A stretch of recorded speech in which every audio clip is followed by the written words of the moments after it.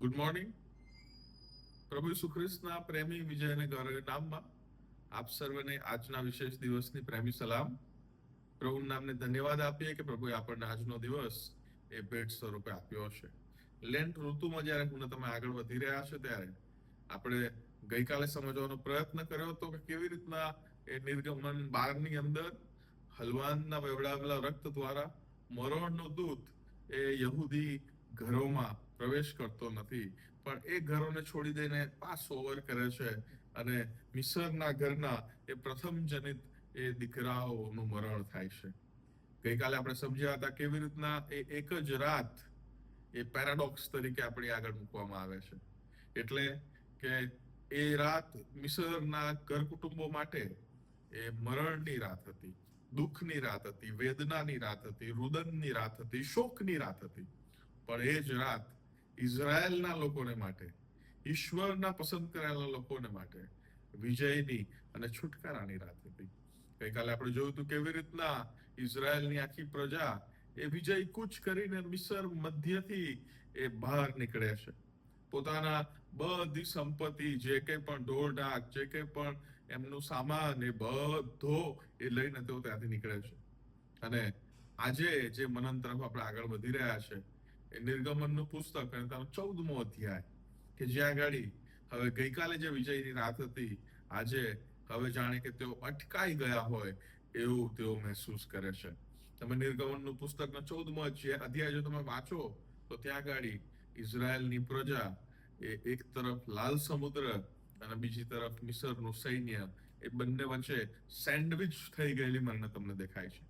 પણ જો તમે એ નિર્ગમનનું પુસ્તકના 14મો અધ્યાય તમે ધ્યાનથી વાંચો તો ત્યાં ગાડી જ ઈશ્વર જે છે એ શરૂઆતથી જ પોતાનું જે આયોજન છે, પોતાનો જે મનનો વિચાર છે એ મૂસાને જણાવી દે છે કે વોટ હી ઇન્ટેન્ડ્સ ટુ ડુ. તમે મારી સાથે નિર્ગમનનું પુસ્તકનો તેનો 14મો અધ્યાય જો ખોલો તો ત્યાં ગાડી પ્રભુનું વચન આ પ્રમાણે લખેલું છે.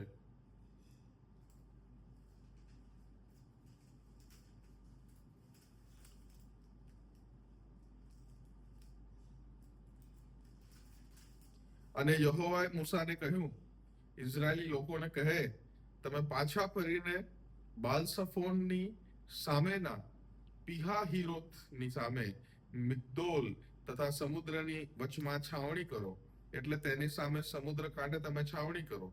અને ફારૂન ઇઝરાયેલીઓ વિશે કહેશે કે તેઓ દેશમાં ગૂંચવાઈ ગયા છે, અરણ્યમાં તેઓ સપડાઈ ગયા છે, અને હું ફારૂનનું હૃદય હઠીલું કરીશ અને તેઓનો પીછો કરશે, અને ફારૂન ઉપર તથા તેના બધા સૈન્ય ઉપર હું મહિમાવાન થઈશ, અને મિસ્રીઓ જાણશે કે હું યહોવા છું. શરૂઆતથી જ યહોવા બાપ એક ક્લાઇમેક્સ સીન જે છે એ મૂસાને કહી દે છે કે એ લોકો દ્વારા હું મહિમાવાન થઈશ અને મિસ્રી લોકો જાણશે કે હું યહોવા છું. મારા વાલાઓ, એક તરફ જો તમે જુઓ તો આગેવાનને આવી સૂચના અને આવું ચોક્કસ ભવિષ્ય એ યહોવા ઈશ્વર પોતે બતાવી દે છે. પણ એ આગેવાનની સાથે તમને ખબર છે કેટલા લોકો હતા? આશરે વિદ્વાનો એવું કહે છે કે 18 થી 22 લાખ લોકોની આખી પ્રજા હતી. અને 18 થી 22 લાખ લોકોનો આગેવાન એ મૂસા હતો.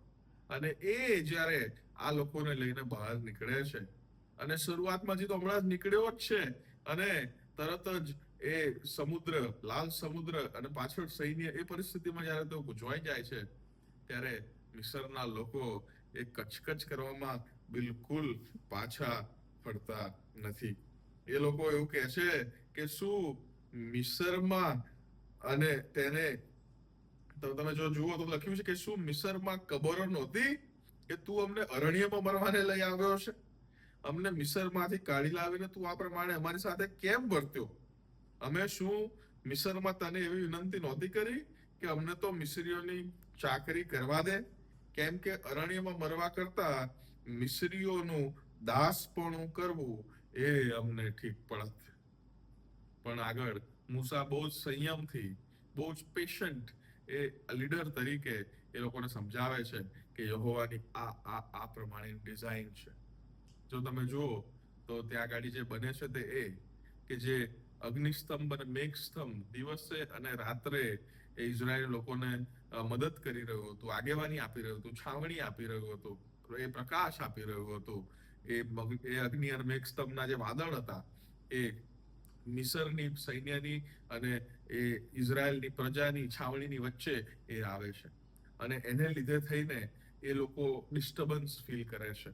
ઇઝરાયેલના લોકો સુધી પહોંચવામાં મિસરનું સૈન્ય ડિસ્ટર્બન્સ ફીલ કરે છે અને રાત્રે તેઓ આગળ વધી શકતા નથી. સહેજ આગળ જો આપણે જોઈએ તો ત્યાં ગાડી પછી ઈશ્વર એ યહોવા એ મૂસાને આજ્ઞા કરે છે કે હવે તું લાકડી ઊંચી કર અને એ લાલ સમુદ્ર કે જે પાણીથી છલકાઈ રહ્યું છે એના બે ભાગ થઈ જશે. અને જમણી અને ડાબી બંને તરફ જ્યારે પાણીની દિવાલ થઈ ગઈ હોય એવું એ આખું ચિત્ર ઊભું થાય છે. અને આખી ઇઝરાયેલની પ્રજા 18 થી 22 લાખ લોકો યહોવાના નિર્દેશ પ્રમાણે અને મૂસાની આગેવાનીની અંદર, મૂસાની ઈશ્વર અભિષિક્ત આગેવાનીની અંદર કોરી ભોંય પર ચાલીને એ લાલ સમુદ્ર પાર કરે છે. એમને મદદ એ વાદળો કરે છે. એ પાણી એમને રોકી શકતું નથી. એવી જગ્યાથી યહોવા માર્ગ કાઢે છે જ્યાંથી માર્ગ કાઢવું શક્ય જ નથી. મારા વાલાઓ, આ જ બાબત જો અહીંયા ગાડી હું તમે સમજવાનો પ્રયત્ન કરીએ તો ઘણી બધી વાર આપણા જીવનમાં પણ એવી પરિસ્થિતિ આવે છે કે જ્યાંથી એવું લાગે કે is there a way out? શું હું આ પરિસ્થિતિમાંથી બહાર નીકળી શકીશ કે કેમ? પણ ત્યારે યહોવા કહે છે કે બધી પરિસ્થિતિઓમાં માર્ગ કરવા માટે યહોવા ઈશ્વર આપણા સક્ષમ છે. પણ કેવળ ને કેવળ એમની આણ સ્વીકારવી અને એમની સલાહ લેવી અને એમના પ્રમાણે ચાલવું એ બહુ અગત્યનું બની જાય છે. મૂસા આટલી મોટી પ્રજાતિની આગેવાની લેશે અને અંતત એ 14મા અધ્યાયના અંત ભાગમાં આપણે જે સમજીએ છીએ તે એ કે એ ફારૂન ને તેના રથો જ્યારે એ લાલ સમુદ્ર પાર કરવા માટે એ જગ્યામાં પ્રવેશ કરે છે, એ પાણીવાળી જગ્યામાં, ત્યારે એ બધું પાણી એકત્ર આવી જાય છે. અને ત્યાં લખ્યું છે કે એક પણ વ્યક્તિ એ બચતું નથી.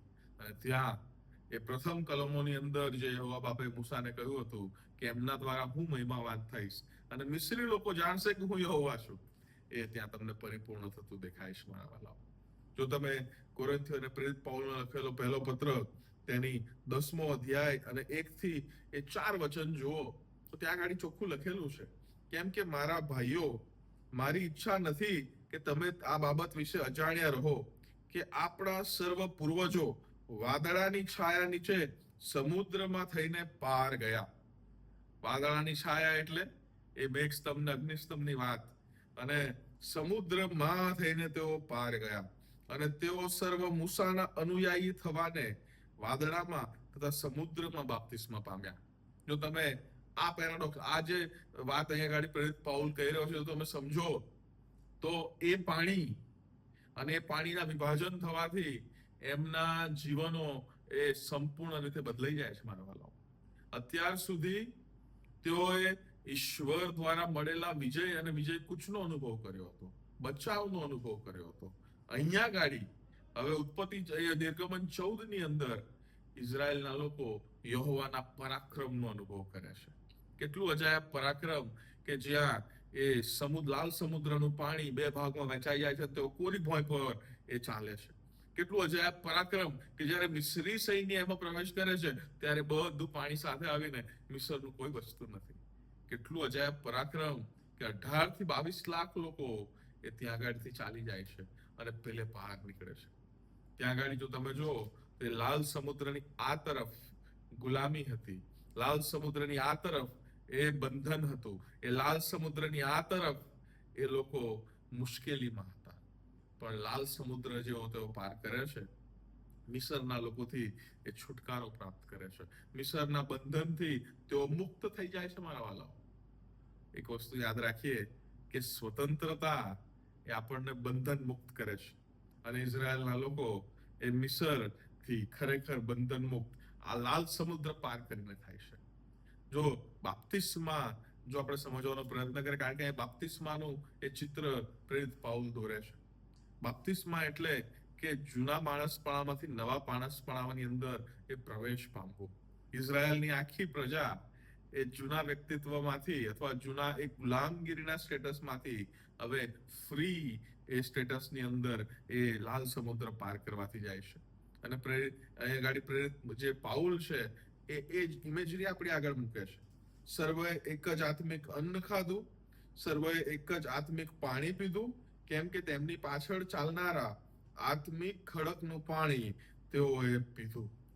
અહીંયા ગાડી કહે છે એ આખી સ્પિરિચ્યુઅલ ઇમેજરી અહીંયા ગાડી પ્રેરિત પાઉલ દોરે છે અને કહેવા માંગે છે કે એવી રીતના એ લોકો સતત એ મૂસાની આગેવાનીની અંદર એ ચાલતા રહ્યા. હા, ચોક્કસ અમુક અમુક જગ્યાઓની અંદર અમુક અમુક ચોક્કસ ઘટનાઓની અંદર લોકોએ કચકચ કરી.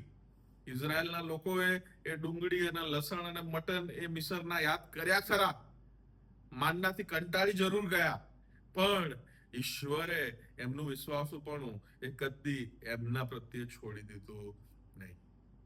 એમને સતત એ ડિસિપ્લિન કરતા રહ્યા, સતત એમને કનાનમાં પ્રવેશ કરવા માટે તૈયાર કરતા રહ્યા.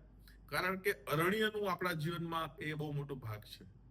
અરણ્ય જ્યારે આપણા જીવનમાં આવે છે, વેઇટિંગ ટાઈમ જ્યારે આપણા જીવનમાં આવે છે, ત્યારે હું અને તમે સમજીએ કે એ આપણને તૈયાર કરી રહ્યું છે અને આપણને ડિસિપ્લિન કરી રહ્યું છે. ઘણી બધી વાર એવા સમયોમાંથી આપણે નીકળીએ છીએ કે એક તરફ કુવા અને એક તરફ ખાઈ જેવી પરિસ્થિતિ આવી જાય, જવું તો જવું ક્યાં. પણ ઈશ્વર મને તમને કહે છે કે જો તમે મારી આણ સ્વીકારશો તો ગમે તે પરિસ્થિતિમાંથી હું તમારે માટે માર્ગ કરવા માટે તૈયાર છું. મૂસા અહીંયા ગાડી એ જ દિશામાં આગળ વધે છે. પ્રેરિત પાઉલ કહે છે કે જે આત્મિક ખડકનું પાણી તેઓએ પીધું તે ખડક તો ખ્રિસ્ત હતા. Ultimately that is what we want to C, right? આપણે અંતત આ જ જોવા માંગીએ છીએ કે કેવી રીતના આખી જૂના કરારની ડિઝાઇન આપણને ખ્રિસ્ત તરફ પોઈન્ટ કરે છે. એ ખડક જેનું તેઓએ પાણી પીધું હતું એ ખ્રિસ્ત હતા. પ્રભુ ઈસુ ખ્રિસ્ત એ અંતત એ એમનામાં આખો જૂનો કરાર પરિપૂર્ણ થાય છે. આજે એ નિર્ગમન 14 દ્વારા આપણે સમજવા માંગીએ છીએ કે જબરા પાણીમાંથી માર્ગ યહોવા કાઢે છે, પણ યહોવા પર ભરોસો રાખવાનું કામ એ માણસ જાતનું છે. માણસ જાત જ્યાં સુધી ઈશ્વર પર ભરોસો અને ઈશ્વર પર આધાર નથી રાખતો તો ત્યાં સુધી માર્ગ નીકળવો એ અઘરો અને બહુ જ કપરો છે. પણ ચોક્કસ યહોવા માર્ગ કાઢે છે અને યહોવા આપણા શત્રુઓની ઉપર મહિમાવાન થાય છે કે જેથી કરીને આપણા શત્રુઓ જાણે કે તે યહોવા છે. મિસરનો આ જ પ્રમાણે નાશ થાય છે અને મિસરના નાશથી એ રથોના મરી જવા, એ રથોના દટાઈ જવાથી, પાણીની અંદર ડૂબી જવાથી, એ સૈનિકોના ડૂબી જવાથી મિસ્રી લોકો જાણ્યું કે યહોવા એ પ્રભુ છે. બરાબર.